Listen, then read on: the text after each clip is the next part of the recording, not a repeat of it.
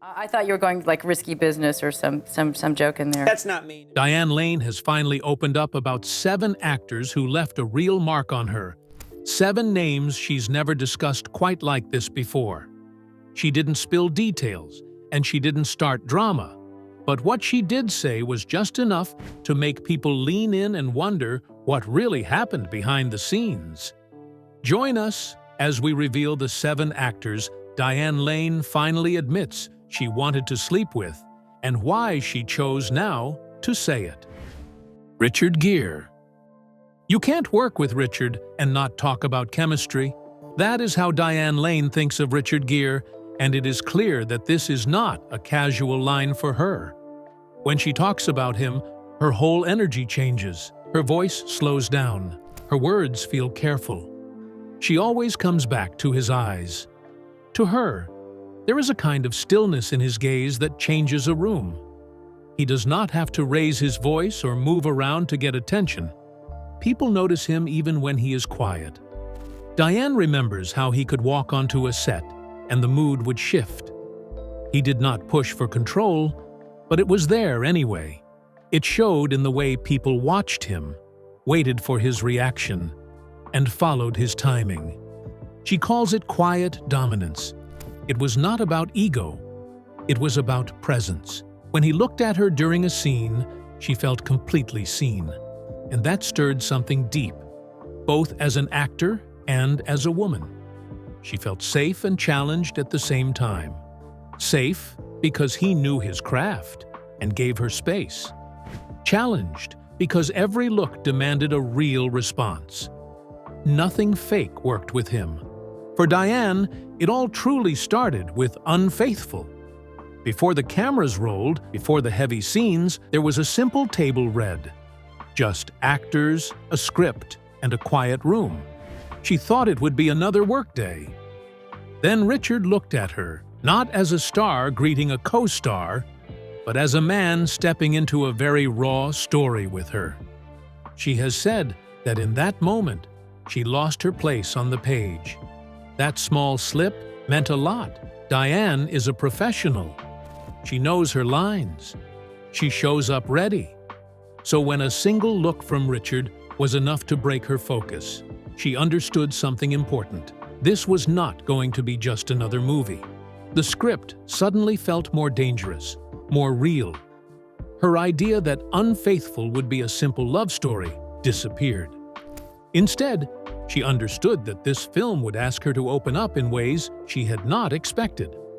On set, the days were long and heavy. Unfaithful is built on guilt, desire, secrecy, and shame.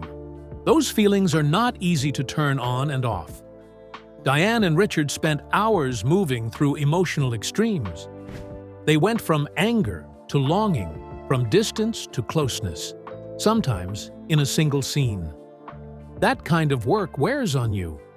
It makes your own heart feel confused. What made it even more intense were the tiny moments between takes. The cameras would cut, but the air between them did not clear right away. Sometimes they would hold a look for a second longer than needed.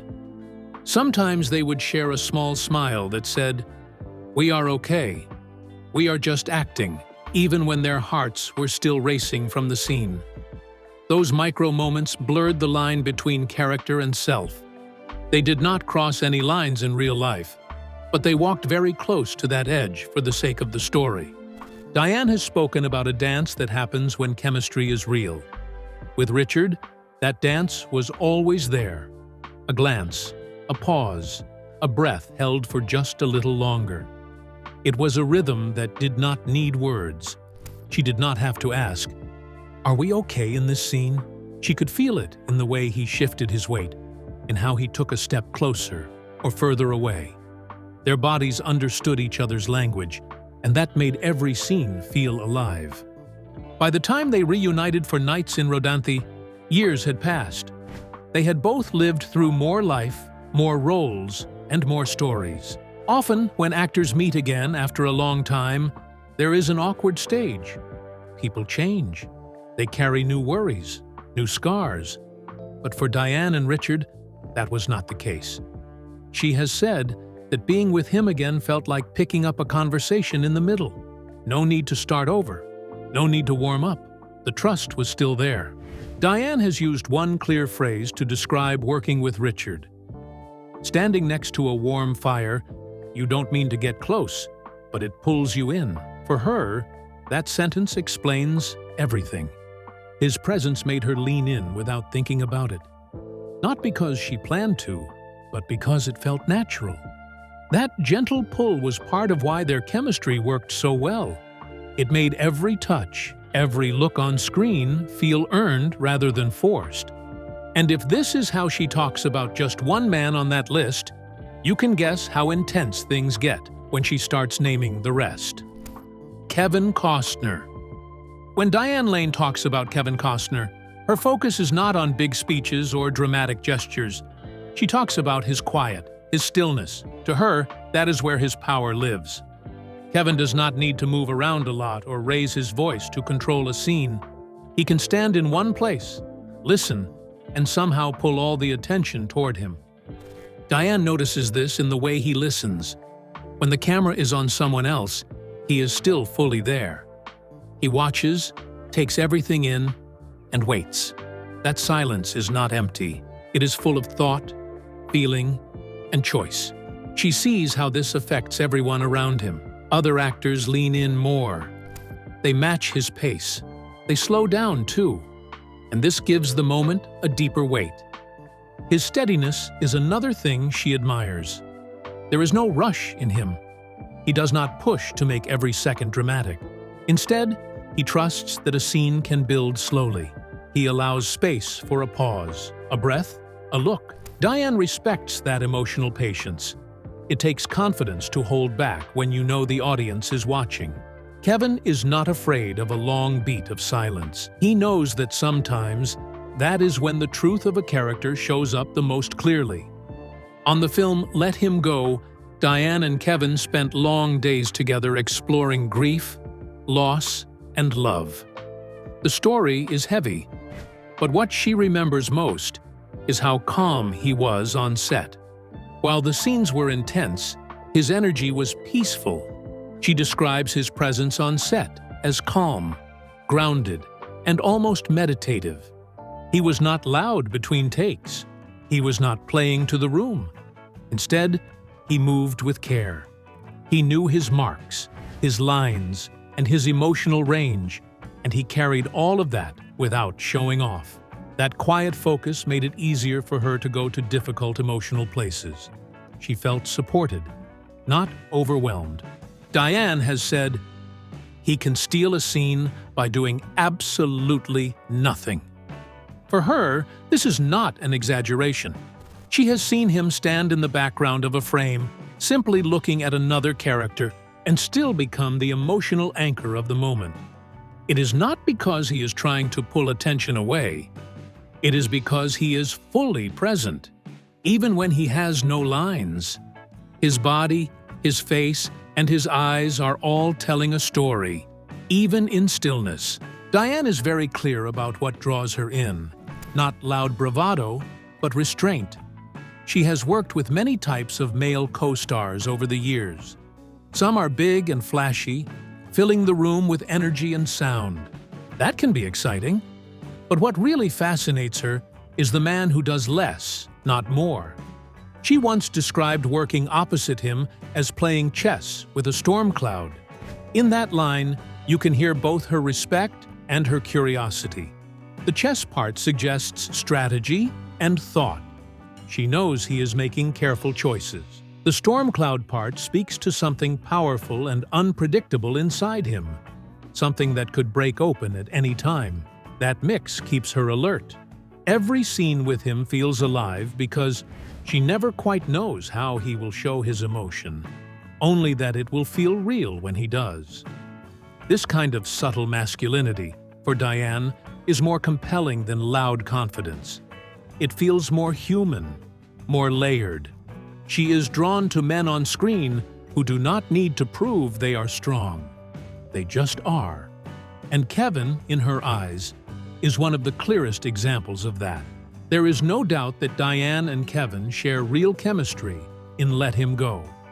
You can see it in the way they move around each other, in how they share space, and in how their characters' long marriage feels believable from the very first scene.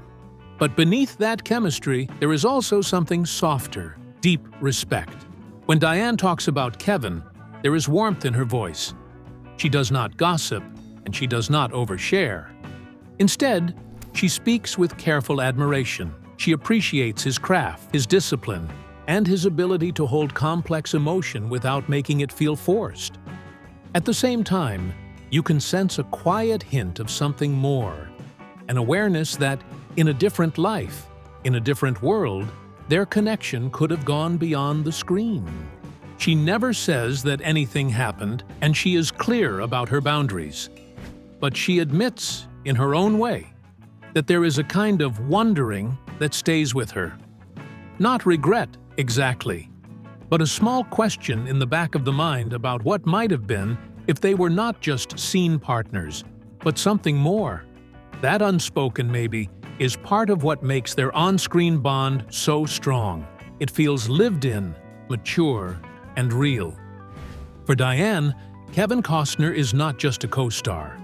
He is a reminder of how powerful quiet can be, how deep respect can feel like its own kind of closeness, and how strong chemistry can be even when two people never cross the line. And if Kevin is the quiet one who says little and changes everything, just wait until you hear about the wild energy she faced when she stepped onto set with Josh Brolin.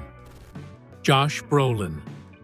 When Diane Lane talks about Josh Brolin, one phrase comes out of her without hesitation: pure energy. To her, he is all instinct and grit. Nothing about him feels half-hearted. He throws himself into the work with his whole body, his whole voice, and his whole attention. You do not just watch him act. You feel him move through a scene in a very physical way. On the set of Jonah Hex, that energy was multiplied by the environment around them. The set was loud, hot, and full of dust, fire, and action. Every day brought explosions, horses, weapons, and chaos. It was not a quiet drama filmed in a small room. It was big and rough. That kind of setting can swallow an actor if they are not strong enough. But for Josh, it seemed to feed him. Diane remembers how he seemed to fit into the madness around them. While others tried to block it out or control it, he seemed to move with it. The dust in the air, the heat on their skin, the noise of the crew, and the stunts all became part of his performance. He did not look bothered or distracted. He looked charged. That force made every scene with him feel more intense and more real for her. Working with Josh meant never fully knowing what would happen in the next take. He did not repeat himself in a simple, mechanical way. Every time the director called action, he brought something slightly new. A changed tone, a shift in his eyes, a different rhythm in how he spoke.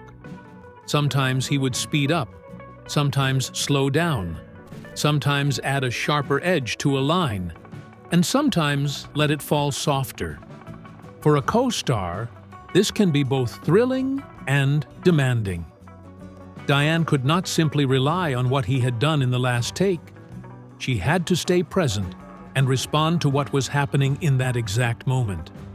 If he came in harder, she had to meet him there. If he backed off and went quieter, she had to adjust to that too. This kept her on her toes, not just mentally, but physically. Her body reacted to his shifts. Her breathing changed. Her movements followed his lead or pushed back against it. She has described this feeling as needing to keep up with him or risk getting swept away by whatever he was building in the scene. There was a sense of danger in that, but it was creative danger, focused and purposeful. His unpredictability was not careless. It came from deep instinct and a strong understanding of the story they were telling. For Diane, this made Josh feel alive in every frame. There was no sense of going through the motions. He did not seem satisfied with safe choices. He pushed for something real, even in a stylized, action-heavy film. That drive made her respect him, and it also sparked a natural, intense chemistry between them. From the outside, Josh might seem tough, rough around the edges, and even intimidating. He often plays men who carry danger, anger, or darkness. On Jonah Hex, he was surrounded by weapons, fights, and harsh landscapes. But Diane saw something else underneath all of that. Between takes, when the cameras were not rolling, he often relaxed into warmth and humor. He cracked jokes to lighten the mood, especially when the days were long and the heat was difficult. He looked out for people. She noticed him checking on the crew, making sure no one was suffering quietly in the background. If someone looked worn out, he paid attention. If the sun was beating down too hard, he tried to help make things easier. This mix of roughness and care stood out to her. On screen, he carried a sense of danger. Off screen, he carried kindness. That duality is something she finds very hard to ignore. To her, it is not just attractive, it is compelling on a deeper level. She has spoken of that combination, danger and kindness, as something she cannot look away from. For Diane, this dual nature made their connection more layered. She was not just reacting to a strong, unpredictable actor in front of her. She was also feeling the presence of a man who cared about the people around him. That overlap made working with him feel both exciting and emotionally safe. And if his wild, changing energy tested her limits, the next name on her list takes her all the way back to the nervous rush of being young and new in Hollywood. Matt Dillon. When Diane Lane says, "Matt takes me back," you can tell she is not just naming another co-star, she is opening a door to a very specific time in her life, the early 1980s. Her voice shifts when she talks about him. There is a softer tone, a kind of warmth that only shows up when someone is remembering their early years, before they knew how everything would turn out. In those early days, Diane and Matt carried themselves with a kind of bravado that did not always match how they felt inside. They were young, and they wanted to seem older, cooler, and more in control. Both tried to appear more adult and more confident than they really were. They walked onto sets pretending they had it all handled, even when their stomachs were tight with nerves. Diane remembers simple, human moments that stayed with her. Matt would lean against a wall between takes or sit quietly in a corner before a scene. He had this half smile that appeared without warning. It was not big or loud, but it changed the mood around him. When he smiled at her, even for a second, it threw her off just enough that she sometimes forgot her lines. She was a professional, even then, but that did not stop her from feeling those first crush-like jolts of attraction. There is something sweet in the way she talks about those mistakes. Losing her place in the script, stumbling over a line, and feeling flustered, these moments might seem small, but they meant something to her. They were signs that the connection between them was not only technical, it was emotional too. They were both kids stepping into adult stories, and their hearts were still catching up to the roles they were being asked to play. One of the reasons Matt stood out so much in that era was his way of holding the screen without doing very much at all. Directors loved that. He did not need big speeches or wild movements to take over a moment. He had a calm kind of presence that stayed strong, even when he was still. When he walked into a frame and stopped, you still watched him. Diane saw this up close. She watched how he used very small choices to create a feeling. The tilt of his head, the way he focused his eyes, and the way he held his shoulders. All of it carried attitude. He did not like crowd scenes. He left space. That space drew people in. Silence became one of his strongest tools. He knew when not to talk. He let other characters speak, and he reacted in a way that said even more than words. A pause before an answer, a slow blink, a held stare. These were not accidents. These were choices that made his characters feel real, guarded, and slightly unreachable. To Diane, this silence had a pull to it. It was a kind of soft seduction that did not depend on grand gestures. It worked on camera, and it worked on the people around him. She felt it herself, especially in those early days when her own emotions were more open and less guarded. His quiet made her curious. It made her want to know what was going on beneath the surface. Time moves on. The 1980s ended. New trends arrived. Actors grew older, changed types of roles, and took on new challenges. Some people lost that early spark as the years went by. Their energy faded, or they became tired. Diane does not feel that way about Matt. In her eyes, he did not lose his magnetism. He changed it. What began as a sudden jolt of youthful charm turned into something deeper. His presence became steadier. The rough edges smoothed out, but the pull remained. The smoldering quality he had when he was young did not disappear. It matured. Instead of fast flashes of charm, there was a slow, steady warmth. And once she leaves the rush of that young Hollywood behind, her story moves toward someone whose energy was fast, sharp, and already racing towards superstardom. Tom Cruise. Tom Cruise.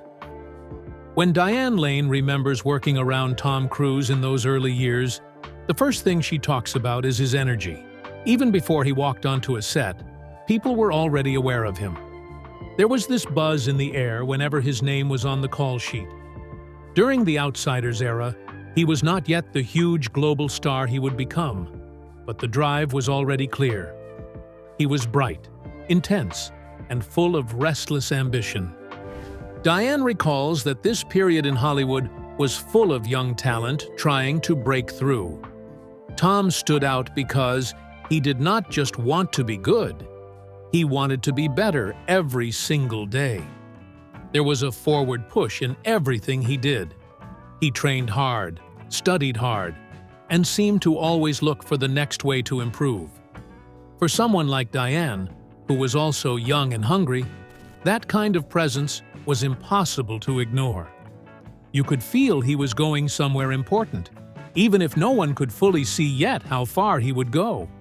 On set, Tom's focus was sharp and constant. Diane remembers how he talked fast, moved fast, and always seemed to have several ideas in his head at once. He did not stroll through scenes. He attacked them, he asked questions, tried different approaches, and was never afraid of doing another take if he felt there was more to find. With all that speed and intensity, it would be easy to assume Tom was only about pushing, moving, and working.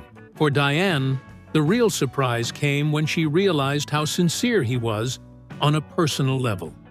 Under the fast talk and sharp focus, there was deep attention. When you spoke to him, he listened, really listened. He did not check out or drift off while someone else was talking. He looked directly at the person in front of him and stayed present. Diane remembers that when he turned his focus onto her, the noise around them seemed to fade in her mind. It was rare to feel that kind of direct connection in such a busy environment. She has said, "He looks right at you," and the world goes quiet. For her, that is what set him apart. It was not just his work ethic or physical energy. It was the way he made another person feel heard and seen in that moment. That sincerity made her trust him more as a scene partner. She could lean into emotional beats, knowing that he was not only hitting marks, but truly responding to what she was giving him.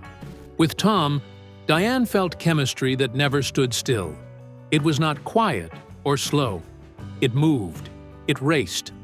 Their scenes carried the electricity of youth, speed, and hunger. Both of them were young actors, full of emotion and ambition, trying to prove themselves. That shared drive created a strong charge between them. Tom's quick thinking and constant motion meant she had to stay sharp. There was no time to relax into safe choices. One moment, he would hit a line with fierce intensity. The next, he might throw in a lighter beat or a sudden shift in tone. She had to adjust instantly, which kept the scenes alive and surprising. And after the rush and speed of Tom's rising star, Diane's story shifts into a very different kind of pull. The quiet, mysterious connection she found with Christopher Lambert. Christopher Lambert. When Diane Lane talks about Christopher Lambert, there is a different tone in her voice. It is softer, slower, and a little more careful. She describes him as calm on the surface, but with something always moving underneath. That mix of peace and tension is what drew her in. He did not shout for attention. He did not chase the spotlight. Instead, he carried a quiet foreign charisma that made people pay attention without even knowing why. For Diane, part of the appeal was that he felt different from so many of the men she had worked with in Hollywood. His energy was less about showing and more about holding back. On the set of Night Moves, that difference mattered. The film itself is dark, tense, and full of psychological layers, and Christopher's presence fits that mood in a very natural way. With Christopher, Diane felt that their connection did not depend on constant words. In fact, the strongest moments were often the quiet ones. They used stillness and space as tools, a shared look across a room, a pause before one of them answered, a moment of silence where neither needed to talk, yet both felt completely involved. Those charged silences became as meaningful as actual dialogue. The audience might not know exactly what passed between them in those pauses, but they could feel that something was there. Diane understood that on a deep level. She leaned into those moments rather than running away from them. Instead of rushing to fill the space, she stayed in it with him. One thing that stood out most about Christopher Lambert for Diane was how precise he was. Every move, every line, and every look seemed intentional. He did not wander through a scene. He chose his steps carefully. His accent added another layer to his presence, giving his words a particular shape and rhythm that made even simple lines feel richer. He seemed very reflective by nature. He thought about what he was doing.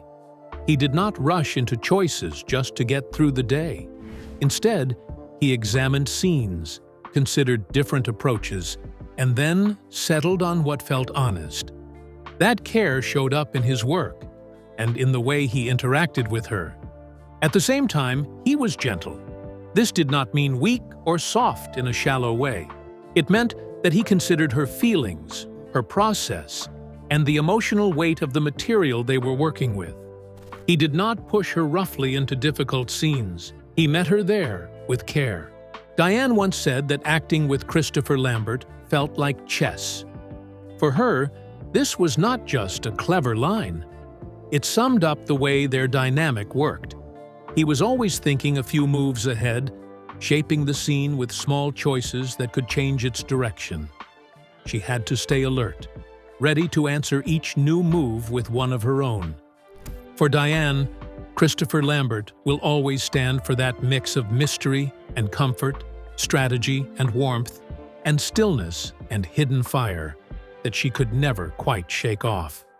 If you enjoyed this video and want more stories like this, don't forget to like, subscribe, and hit the notification bell so you never miss the next one.